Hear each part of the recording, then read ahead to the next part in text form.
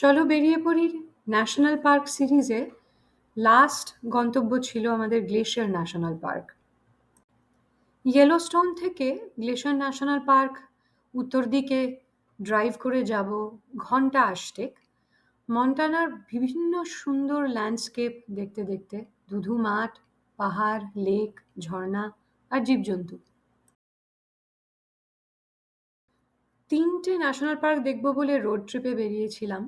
Grand Titon আর ইয়েলোস্টোনের video এই প্লেলিস্টে আছে। এবারের পর্ব গ্লেশিয়ার ন্যাশনাল পার্ক। আমাদের হোটেলটার নাম মেনি গ্লেশিয়ার হোটেল। খুব সুন্দর টারকয়েস লেকের ধারে পাহাড়ের গায়ে।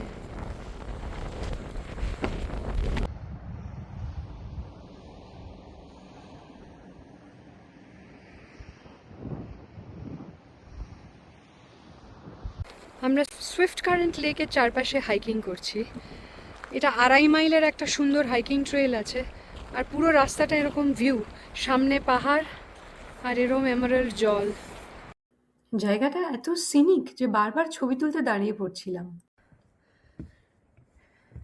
ট্রেল থেকে এখনো পুরো 2.5 মাইল করিনি, তবে ট্রেল থেকে আমাদের হোটেলটা দেখা যাচ্ছে, সেটা একটু ভালো করে দেখাই। সূর্য ডুবে এসছে কিন্তু তবুও খুব সুন্দর লাগছে হোটেলটা দূর থেকে। হাইক করতে করতে এগিয়ে চলেছি। পাথরের রংটা বোঝাতে পারবো কিনা জানি না। জলের নিচে প্রচুর রঙিন পাথর, লাল, নীল, হলুদ, সবুজ।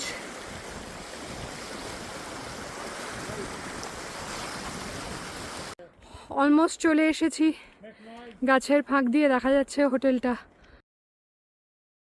আমরা যে জায়গাটা এখন থামলাম এটার নাম White Goose Island lookout.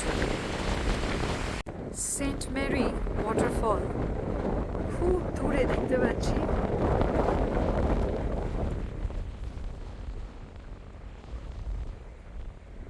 Jackson glacier overlook, এখান থেকে দেখা যাচ্ছে জ্যাকসন গ্লেশিয়ারটা।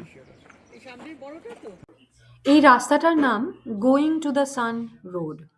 গ্লেশিয়ার ওভারলুকের পরে আর এগোতে পারিনি। মোটামুটি 14 মাইল যাওয়ার পরে রাস্তা বন্ধ ছিল, লোগান পাস বন্ধ, তাই এই রাস্তাটা দিয়ে গিয়ে ম্যাকডোনাল্ড লেক, অ্যাভালাঞ্চ লেক এগুলো আর দেখা হবে না। জুন মাসের গোড়ার দিকে জায়গায় জায়গায় বরফ থাকে বলে আর এগোনো হলো না। আশা করি ভালো লাগলো আমার ট্রাভেল ভ্লগ। আবার কখনো কোথাও চলো বেরিয়ে পড়ি।